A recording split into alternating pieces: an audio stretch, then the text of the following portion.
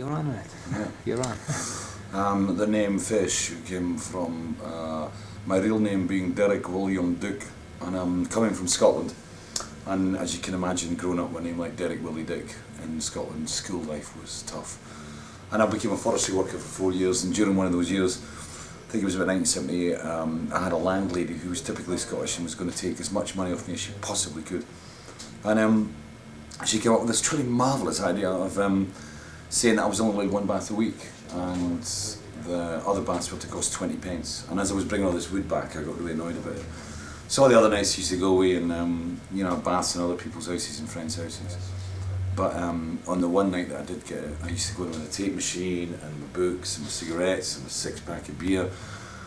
And I stayed in there for hours. And the landlady being 70 years old, she was prone to drinking lots of tea, as Scottish landladies are.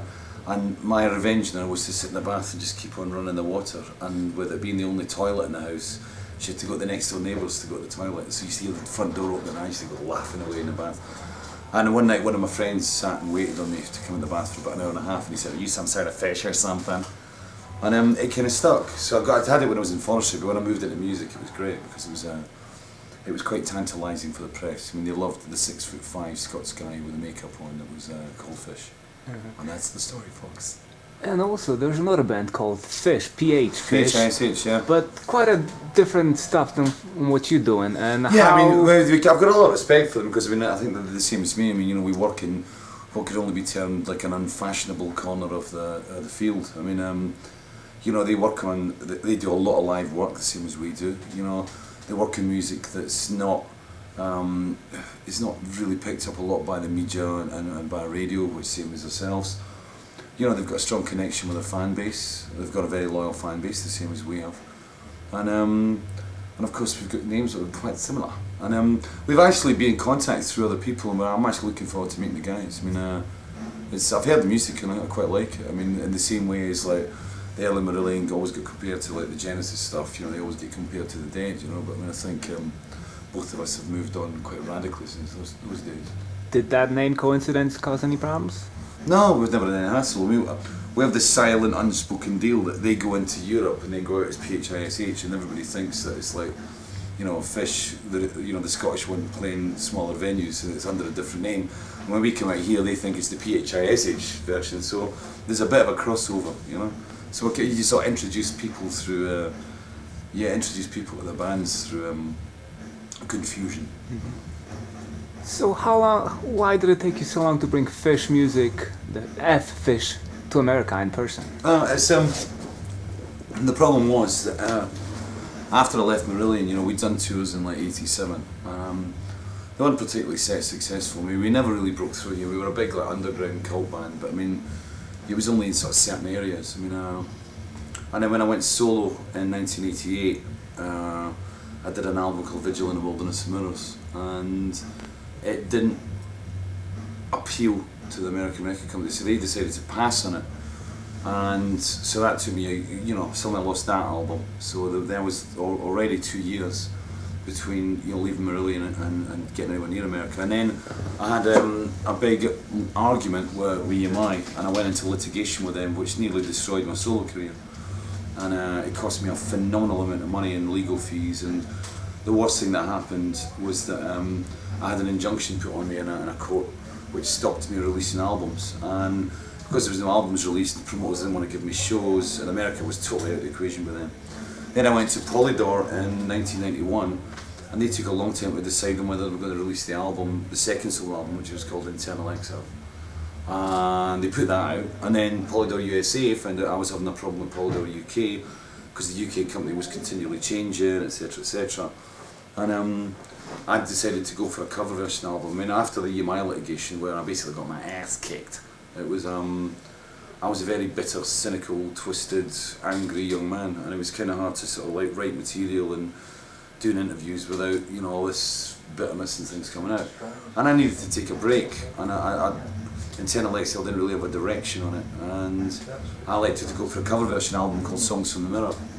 And it had a lot of great singles on it, but it wasn't what Polydor wanted. And I wanted to go back and rediscover the magic of why I fell in love with music in the first place, which meant that I went and covered songs by Pink Floyd, by Genesis, by Sandy Denny, by the Kinks, you know, and T-Rex, you know, a lot of the bands that influenced me in the early days.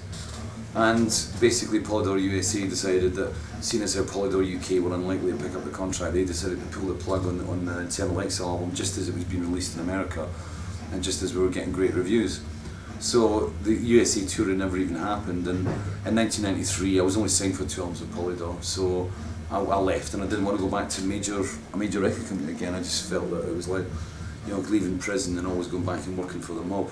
And I decided to go independent and set my own record company called Dick Brothers Record Company. We did the first release officially was called Sushi, a live album from the '93 set, and then we did an album called Suits in 1994. But we just couldn't find interest from American companies. It was a disaster area as far as, you know, trying to find deals. Lots of phone calls that weren't returned, or a lot of initial enthusiasm, and then the company would go down or something, you know. And I had to concentrate really in Europe. It was, you know, an independent record company. We had to go take a lot more touring on board. And it wasn't really until we did Yin Yang, which was a best-of album, well, 2 best-of albums that we put out in 1995, that I moved into like a sort of world arena, and we started touring all South America. But again, USA was out of the equation. And when it really comes down to it, you can't tour USA unless you've got a radio umbrella, unless you've got radio stations playing your stuff, or like, you know, TV stations like giving you coverage or whatever. And it wasn't until we did the Sunsets and Empire album, which is the brand new album, that we managed to get a deal through Viceroy Records, which goes through WA, which means I've got major distribution, but I've got an indie record company with an indie mentality that's looking at a long-term project, which is why we're here on a 29-date tour in North America, and why we're coming back next year probably for another 2 months, possibly 3 months. And that, boys and girls, is why I've been away so long. It's just, that's the very reason. 10 years, a decade. Mm. So you think with Viceroy finally gonna leave your mark on US? I think so. I mean, the gigs have been great. I mean, we were getting good numbers. You know, I mean, I think what makes it the most exciting is that, you know, people sort of go, well, yeah, Fish is the ex-singer of Marillion, you know, which is, you know, tagged on most of the tickets. But, you know, we've got 75 ads at college radio now, which means that with the new single Brother 52, which you will be playing the clip, or you will be seeing the clip from.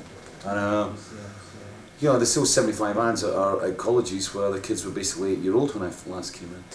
And at the same time, we've got I think 4 classic rock stations at the moment, all major stations, and 25 confirmed ads at other stations in the US. So I mean, it's working through, you know, the existing fan base, and it's picking up new people, and you can see that in the gigs as well. I mean, the actual the age differential just spans right across the board. You know? Mm-hmm. And it's, you know, as I said about the PHISH boys, I mean, you know, the similar fan base. I mean, and that, you know, people are coming to keep repeating gigs. I mean, you know, just outside this gig tonight, I met 2 kids that had flown up from Venezuela. There's a guy flown in from Dublin. I've met 2 guys that have flown in from Liverpool in England. I mean, it's, you know, we got a very loyal fan base.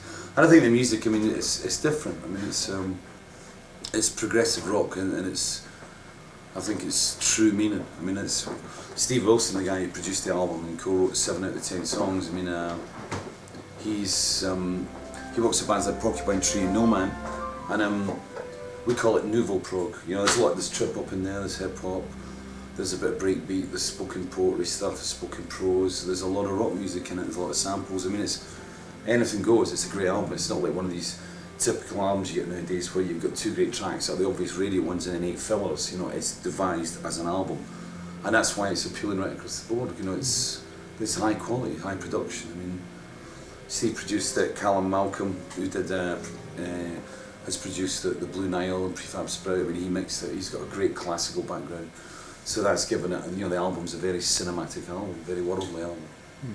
And now to kind of change the mood of this interview, what kind of person is Fish to write the lyrics the way you do? Sad bastard. How sensitive are you? I'm pretty sensitive. I can access my feminine side when I need to. Yeah, I mean, you know, I've got a great love of cinema, therefore my eyes tend to roll like cameras. You know, I tend to pick up a lot of stuff, and because I don't play an instrument, I'm primarily a lyricist. You know, I spend a lot of time putting together. It's like a mixture of stream of consciousness that's edited and supplemented and stuff. I mean, I take a long time putting the stories together. I'm Scottish. Scottish people are always storytellers. They're great in bars for telling stories, and they talk a lot, as you can see from this interview.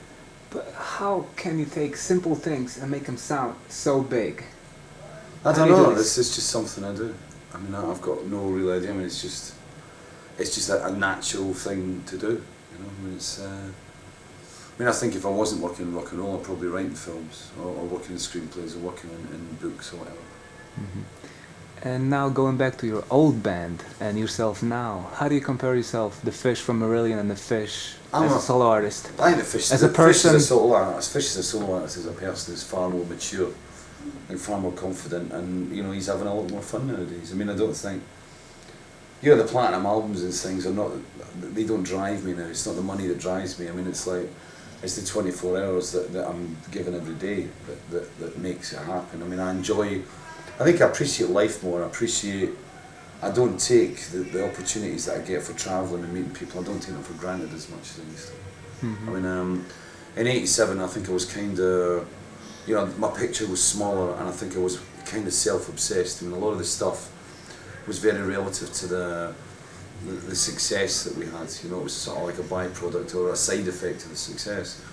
Whereas I think since Vigil and those albums, I think I tend to see things in a more worldly view. I mean, I've got a 6-year-old daughter now, and I think when you tour the world as a father and a singer, it's kind of different. You've got different priorities in life. Mhm. And under what circumstances was it exactly you've left Marillion? Um, Basically, the magic ran out. It was really funny because I was at the Hall of Fame about 5 days ago, 6 days ago. We gave them a kilt, a kilt from the Ying Yang tour. Excuse me. And what happened was that there was where I walk about the exhibits, and one of them was the big thing from the wall that Roger Waters had used at Berlin. And on the back of it, he'd written, why the wall came about and what happened. And I related to it. He said that, when after Dark Side of the Moon, suddenly the numbers became overwhelming, and he said it kind of overwhelmed the magic of being in a band. And after that, it tended to become more of a machine, and I think that's what happened in Marillion. I mean, I think we weren't particularly mature at the time. Our management was not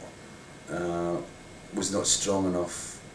There was a lot of bad decisions made at that time, and basically the magic that had existed, around about the Misplaced Childhood or pre-Misplaced Childhood, had sort of like disappeared, and it just became this big machine. And I felt that my own personal life was becoming secondary to the machine, and I really didn't enjoy that. I didn't like that, and I think physically, mentally, and spiritually, I was sort of like subverted, and the decision to leave the band wasn't an easy one. I mean, it was a really difficult one. It was thought out over quite a long period of time. But I mean, I've got no regrets about doing it, and I'm having fun now. Mhm.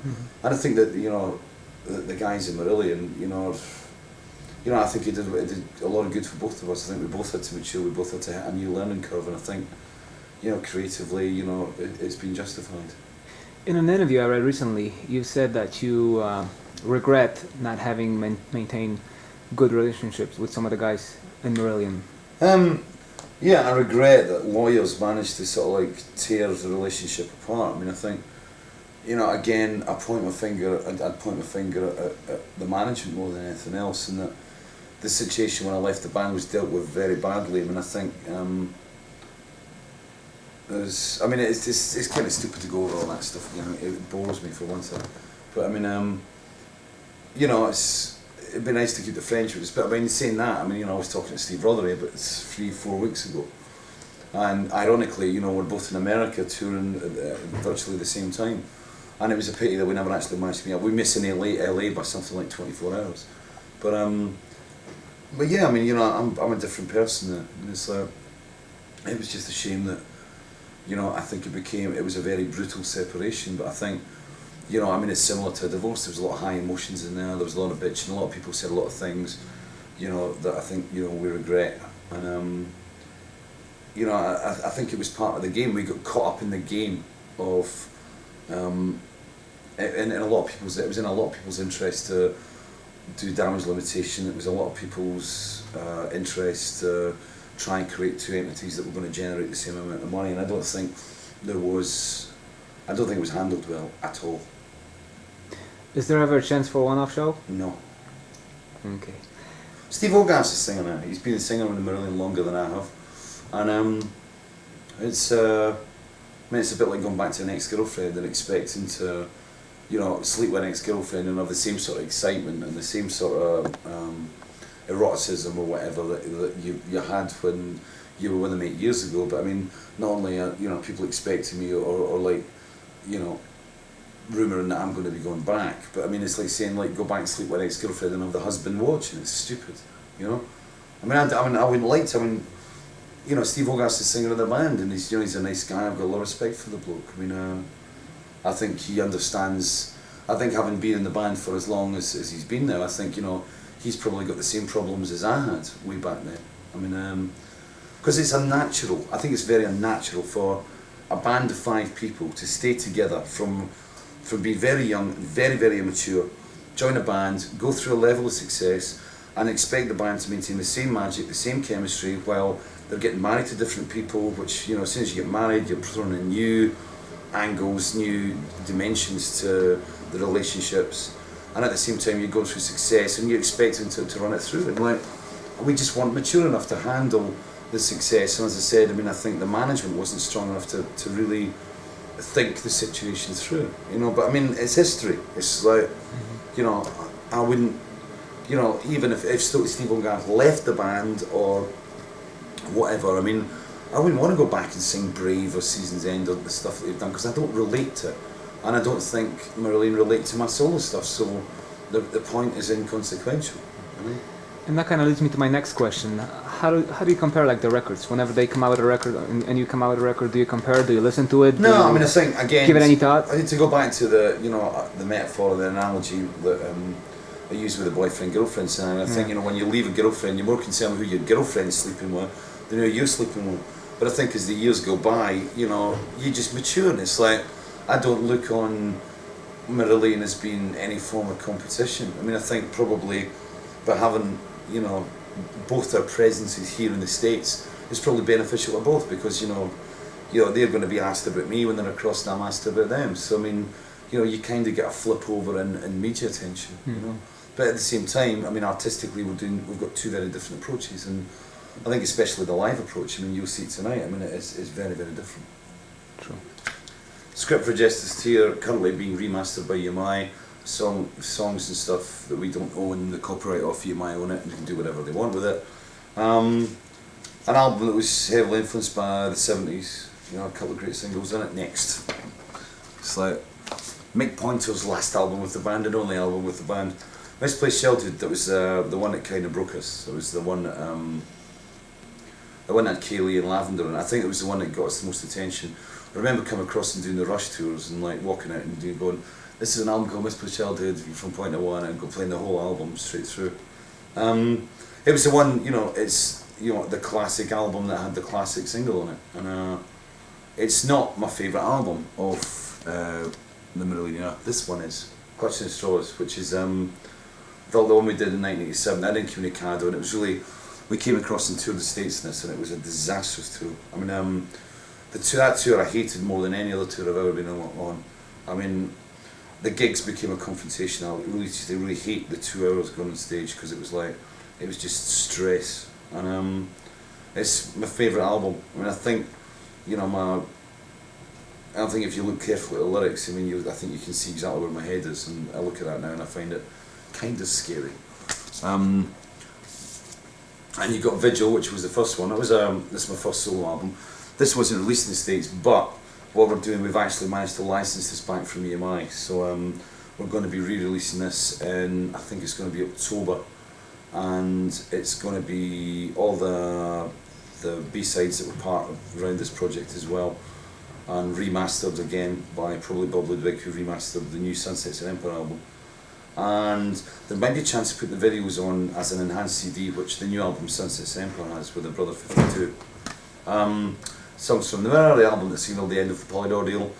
And it was, as I said earlier on, it was the album that I went back and rediscovered a lot of I rediscovered like the magic of why I got into music. I mean, stuff like Hold Your Head Up by Argent. I mean, I remember dancing away to I Know What I Like, which is the Genesis track, which I think if I hadn't included, people would question. songs I really like. This was the 5 Years David Bowie cover we did.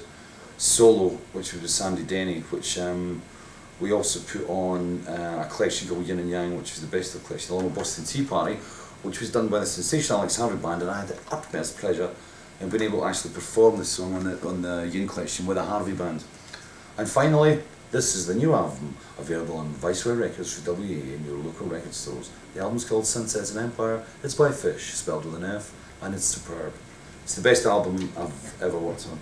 I'm really proud of it, and there's a lot of stuff in it, but listen to it. It's easy, sweet to work it. Mm-hmm. Well, that's it. All I need is like a. The show is called Mind Meld. If you could do like Mind an ad. Meld. Yeah, this is Fish. You're watching Mind Meld. Hi, this is Fish, spelled with an F. The world's only singing, talking and dancing fish from Scotland, which is why I have a very distinct accent. And you children are watching Mind Meld.